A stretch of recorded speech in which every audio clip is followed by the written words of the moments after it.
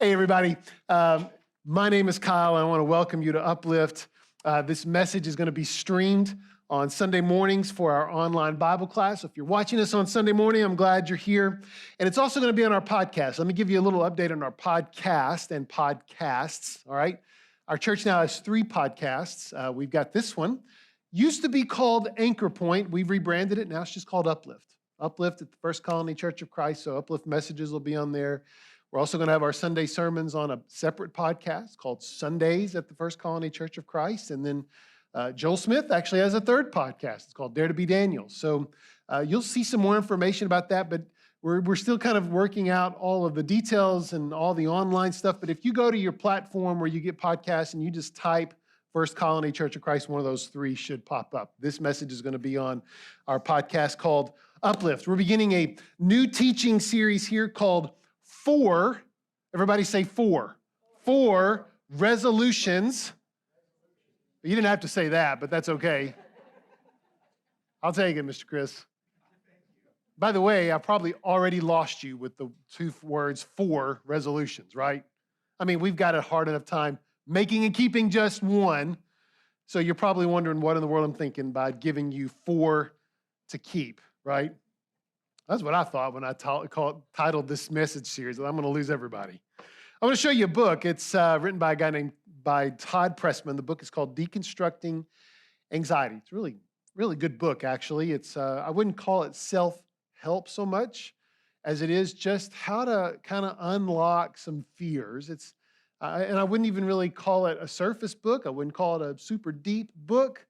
It's not written from a Christian perspective. It's written from a therapeutical perspective. But I want to mention this to you. I think it might be some help to you. But I want to kind of tell you what Dr. Pressman's all about. He's a clinical psychologist, national speaker, and author. And he wrote an article just this week, and he referenced this book. And the article was specifically about New Year's resolutions. And what he said was that we are often our own saboteurs of the best intentions when we make New Year's resolutions. And he writes that it's our own defenses that are to blame. In other words, we resolve with a steely determination to make a change, to do something different in our life. And we start the year with this intense self-discipline. And what happens, and you've probably already seen this, is that tends to produce failure because we're so anxious and full of anxiety in the pursuit to make a lasting change that we end up buckling under that very stress. Happens to a lot of us. In other words, we don't want to eat that extra piece of cake, right? But we've made ourselves so afraid to fail that we fail anyway.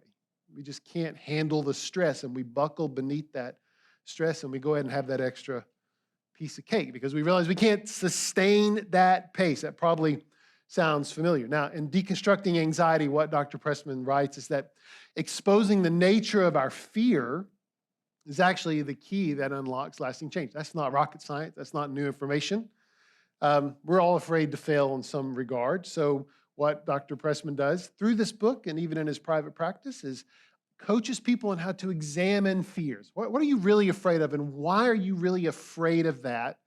And then to disarm that fear in order to realize that maybe our imagined fears aren't necessarily as terrible as what we thought they were. You've probably seen this from philosopher Michel de Montaigne, who wrote it best, "In the 16th century, my life has been full of terrible misfortunes, most of which have never happened." And that's true. That was true 500 years ago, and it's still true. Now, this is a pretty simple technique, right? I don't want to overly simplify this. Might be useful for you. You might want to purchase that book, but it might also be a little daunting, how to change. And so let me just kind of get off the track just for a minute as an aside and just to give you some encouragement, some coaching, that if you're trying to make a significant change, maybe from a sin in your life or maybe from a destructive habit, and you can't make it work, it's okay to get some outside help.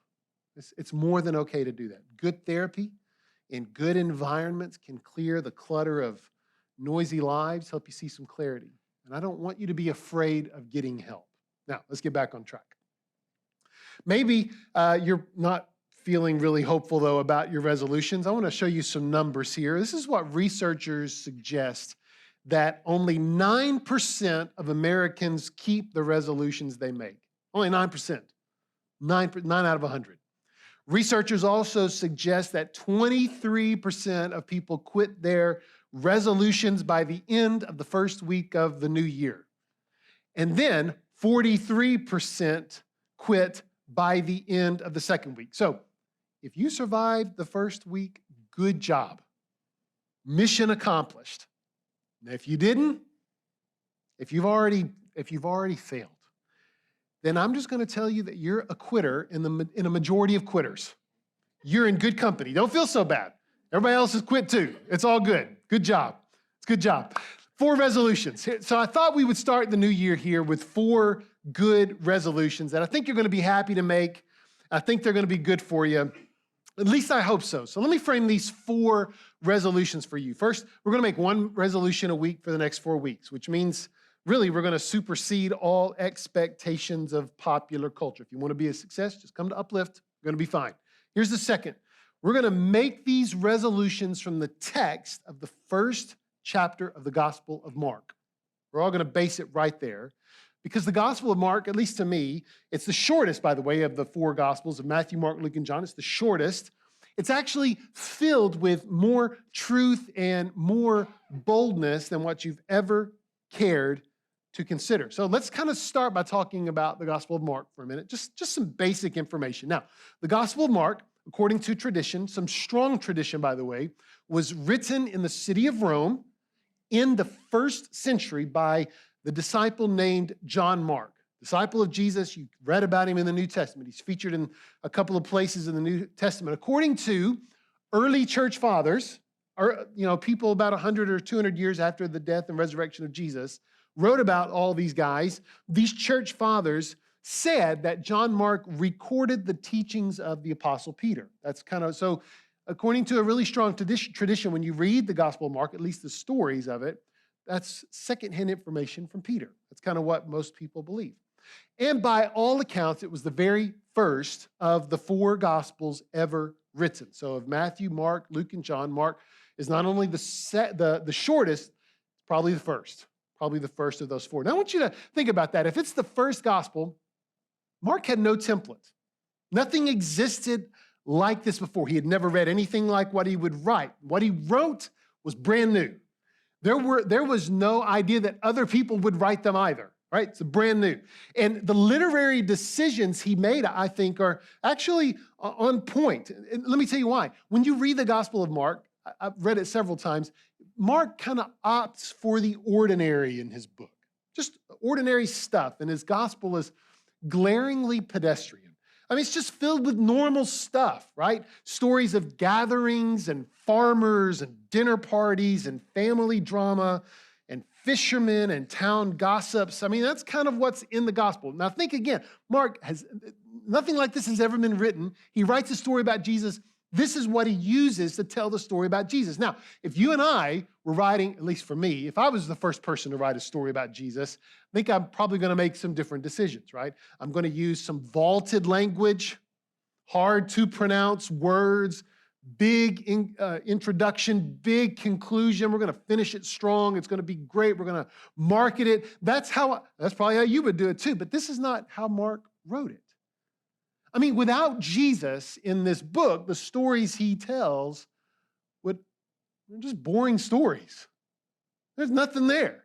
There's nothing there. Without Jesus, it's just boring, simple things. I want you to listen to what scholar Howard Key wrote about the Gospel of Mark in his book, Christian Origins in Sociological Perspectives. I love this quote. I've used it often. I'm going to use it again. The Gospel of Mark, Howard Key wrote, the Gospel of Mark portrays something which neither poets nor the historians of antiquity ever set out to portray: the birth of a spiritual movement from within the everyday occurrences of contemporary life, which thus assumes an importance it could never have assumed in antique literature. It's too serious for comedy. It's too everyday for tragedy. It's politically too insignificant to history, and the form which was given it is one of such immediacy that it's like doesn't exist in the literature of antiquity. This guy says this book is one of a kind, which makes it important. There's nothing like it anywhere else in the world. Now, John Mark sat down to write this book, and here we are. It's a normal, ordinary story that becomes extraordinary.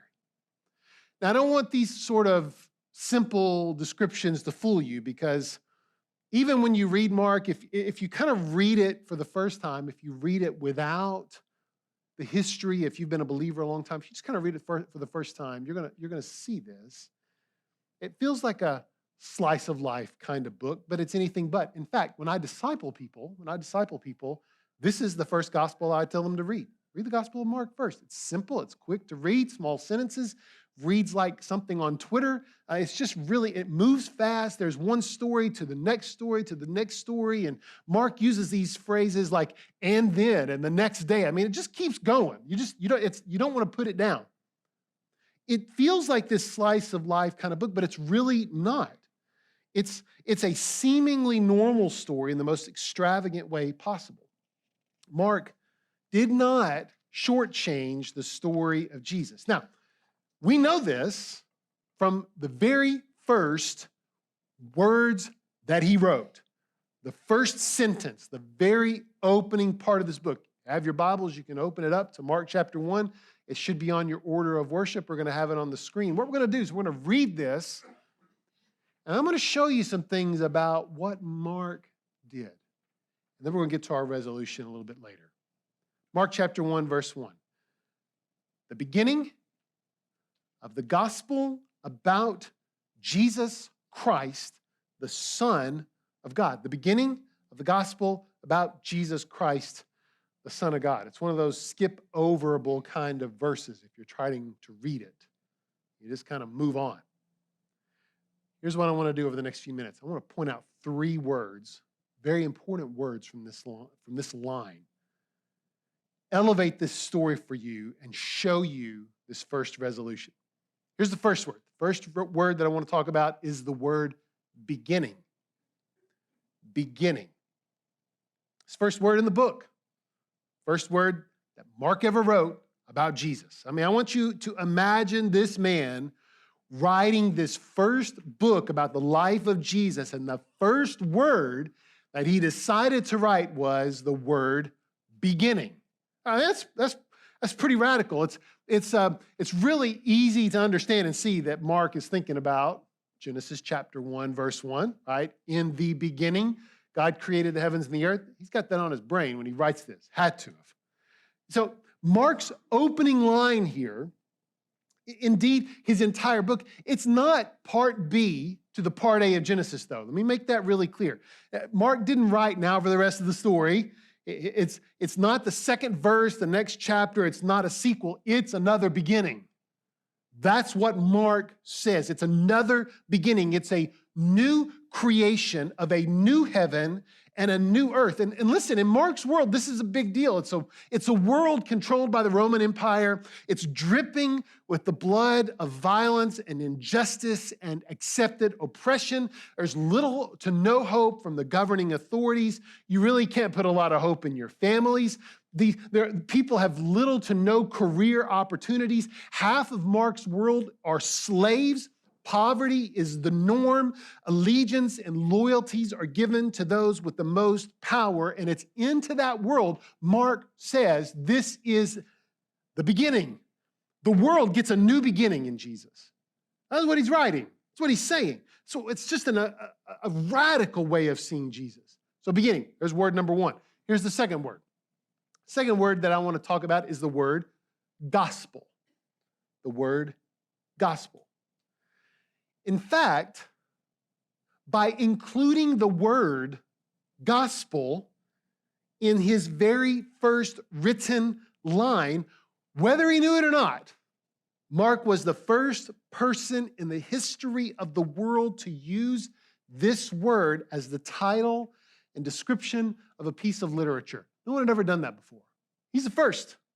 Now, you're probably wondering, some of you Bible scholars know that this word exists in the New Testament in other books that were written before the Gospel of Mark. It's true. It's true. A lot of these were written before, but you're not going to find that word in those letters of Paul, especially in reference to a book or any title to a book. They're about the message of Jesus, the message that Jesus spoke, or the message about Jesus that other preachers and teachers speak. That's how it's used in other places in the New Testament. But right here for Mark, it's not used that way. It's used as a title. Now let's talk about this word a little bit more. We're going to kind of keep digging down into this word because this word actually goes back farther than the New Testament.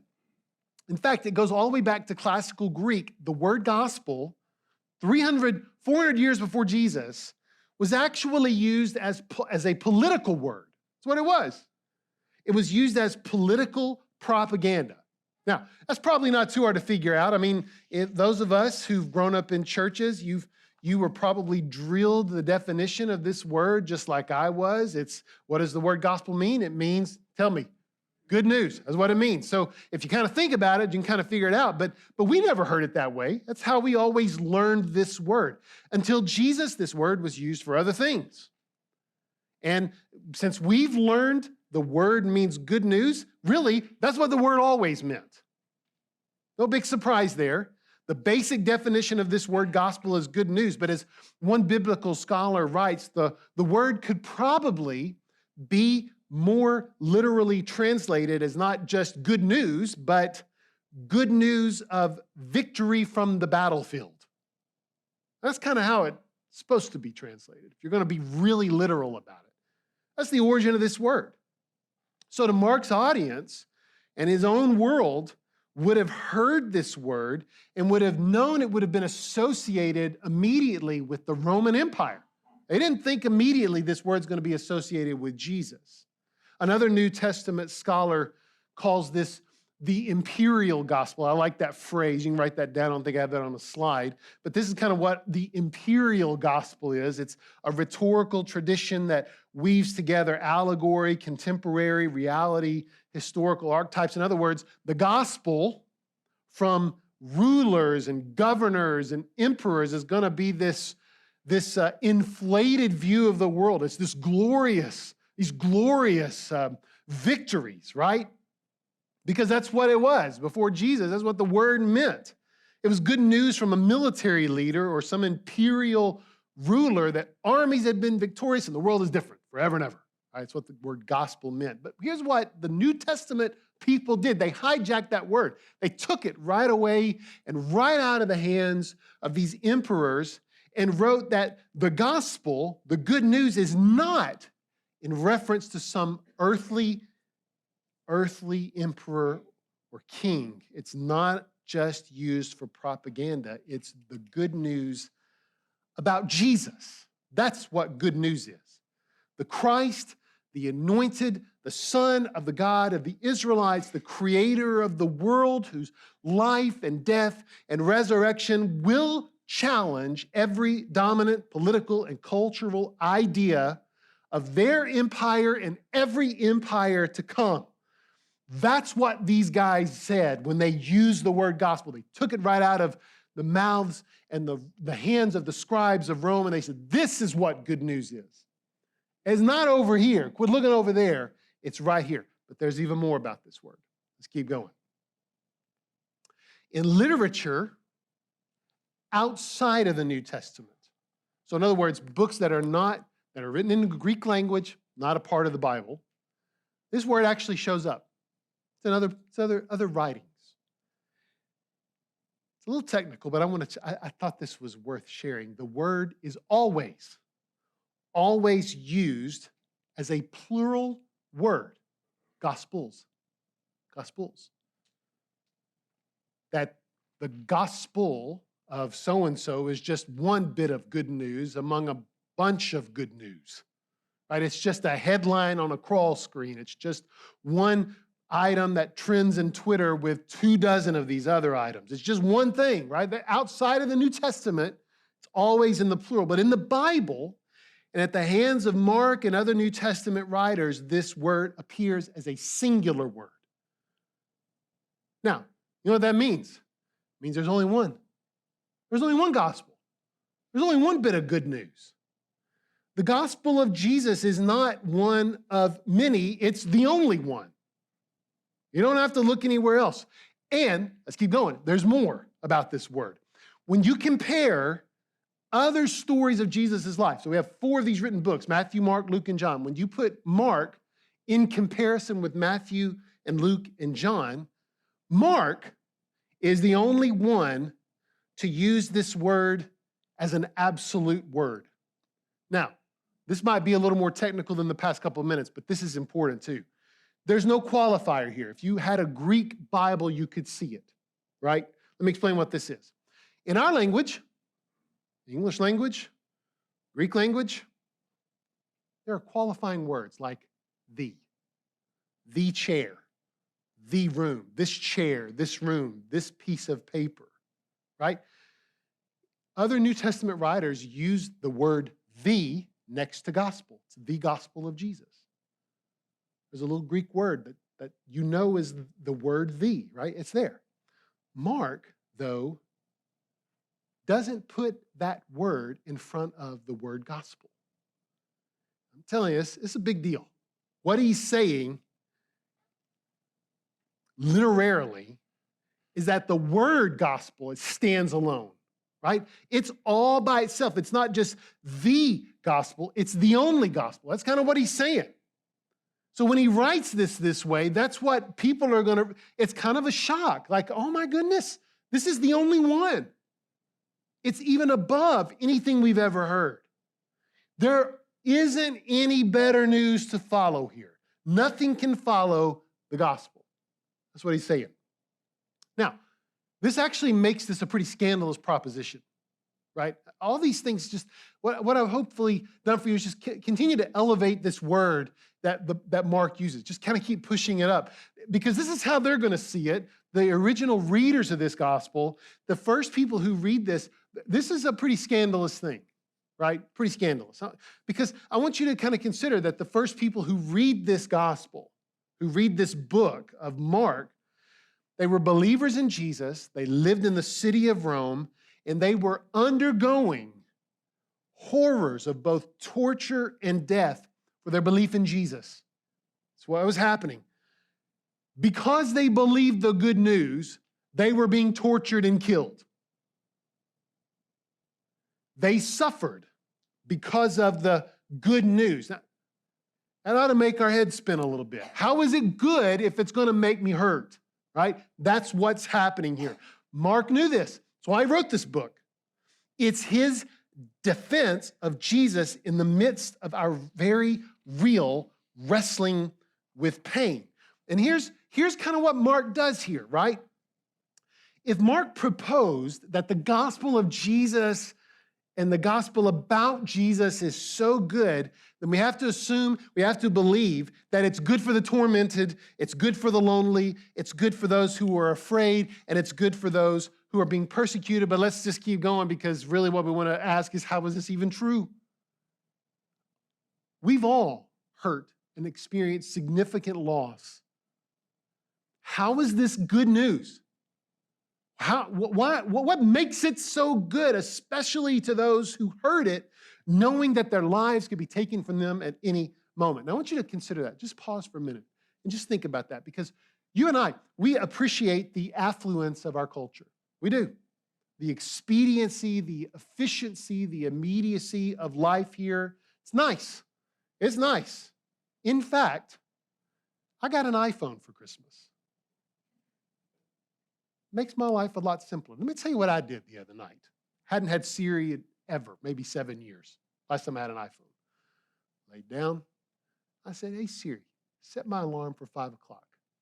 She said, done. I was so enthralled, I said, thank you.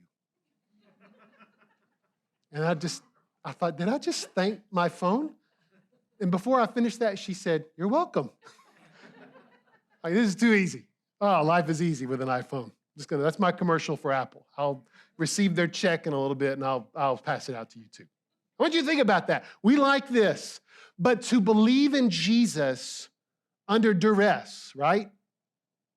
To receive a book about Jesus that proclaimed the beginning of this good news. Had to have been a little confusing. Had to have been. And it's into this moment that Mark wrote this book. I mean, it's the purpose of writing this gospel that he wrote. This is why he wrote it. You want to know why Mark decided to write this book about? This is why. This is why. It's going to show you the good news. And here, I want to show you for the next couple of minutes how he showed this good news, how he showed it played out. So what we're going to do over the next couple of minutes, we're going to make a couple more stops in the Gospel of Mark to show you how good this news really is. We're going to start in Mark chapter 3. You can open your Bibles there. We're not going to read anything from it, but you might want to just know where the reference is. All right? Mark chapter 3, here's what's happening. Jesus is in a house. He's caused a lot of trouble. Caused a lot of trouble. There's some people who don't like Jesus. They've showed up. They're coming after him. And then there's some other people that are kind of concerned about Jesus, and that's his nuclear family. They're showing up. So Jesus is in this house, and outside he's got these detractors, these haters, and he's got his family, and they're wearing him out, right? And he kind of confronts the detractors, but he kind of leaves his family outside of the house. Someone comes up to Jesus and says, listen, Jesus, your family's out here. And he never lets them in, by the way. But he says something. He says, you want to know who my family is? My family is comprised of those who do the will of God. Well, that's a big statement. Those who do the will of God. Now, you and I, we read this statement, and we're not really sure what that means. I mean, we live in a culture that defies any absolute truth. We are now left to our own experiences to define what anything is now, right? So like hearing a phrase, the will of God, we kind of need to think about this because this phrase, doing the will of God, it's been adopted by both terrorists and missionaries. So we kind of have to say, what does this mean? Right? What does this mean? We need to hear how Mark defines it. Mark doesn't, though, he doesn't write out a definition. This is what it means to do the will of God. He doesn't do that. He does, though, define it by showing how Jesus does the will of God. Later, here's the third stop from Mark 1 to Mark 3. This is in Mark chapter 14. Now, Jesus is in the Garden of Gethsemane in Mark chapter 14 prior to his execution at the hands of the Roman government. He's going to die the same way that a lot of believers are going to soon die in the city of Rome. Can I see what's going on now? Right? Mark's readers have and will experience the same death. And in that garden, Jesus says this prayer, Abba, Father, all things are possible to you.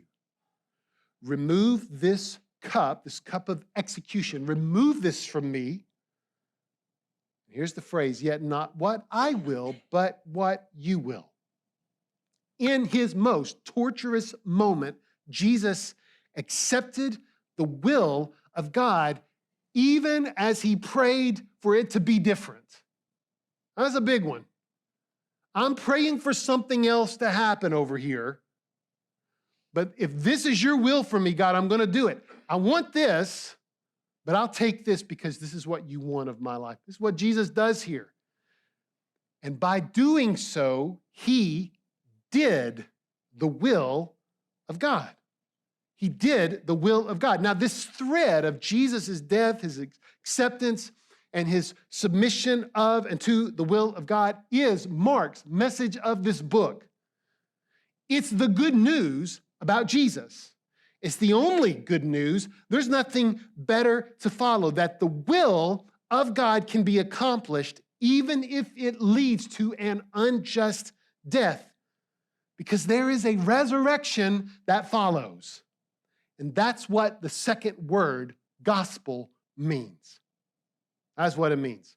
Let's go back to Mark chapter 1, verse 1 before we talk about the third word. Let's kind of refresh our memory here. The beginning of the gospel about Jesus Christ, the Son of God. A lot of other words I could have picked here. Here's the one I want to focus on. The third word is the word Son. S-O-N, Son. Now, with this line here, Mark opened his book to state that everything he's going to write is just the beginning of the gospel about Jesus. And the good news is that Jesus Christ is the Son of God. He's intimate with the creator of all things. Now, Mark's choice to name Jesus here as the Son of God shows us a couple of things. We kind of figure this out the more you read through the Gospel of Mark. The first thing, that this phrase, Son of God, is actually Mark's favorite title for identifying Jesus in this book. He does it in chapter 1, chapter 3, chapter 5, chapter 9, 12, 13, 14, and 15. He calls Jesus the Son of God throughout the entire gospel. He loves it. And here's why. The second thing here is that this is Mark's way of telling his readers that Jesus, as the Son of God, pre-existed before this moment, and that he is God. He didn't just show up. He wasn't just born. He was around before any of this happened. In other words, and this is the big thing, Jesus' suffering as the Son of God was no surprise.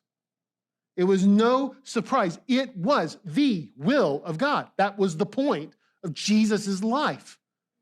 That's what he was. That's what it was all about. Now, all of this, these three words, this sort of dissection of Mark chapter 1, verse 1, it leads us to the first of our 4 resolutions, and it's this. I resolve to believe the gospel. I resolve to believe it. Now, that sounds pretty simplistic. It really does. Maybe a little anticlimactic. But I think what Mark does by opening his gospel this way, it challenges us in the opposite direction with such nuanced writing and explicit meaning to words. What Mark says is that the gospel of Jesus is definitive. It's absolute. It's rock solid. Mark believed it. He believed that Jesus' life has real human impact. It speaks of the Son of God whose humanity did not exclude him from difficulty. In fact, what Jesus does is he redeems the difficulty. And with his life, he actually says that difficulty can be the will of God for us, and it's good because it's hopeful, because that difficulty is not the final answer. There is a resurrection, and that's why it's good news. And I hope that you, with me, begin this year by making this resolution to believe the gospel about Jesus Christ, the Son of God.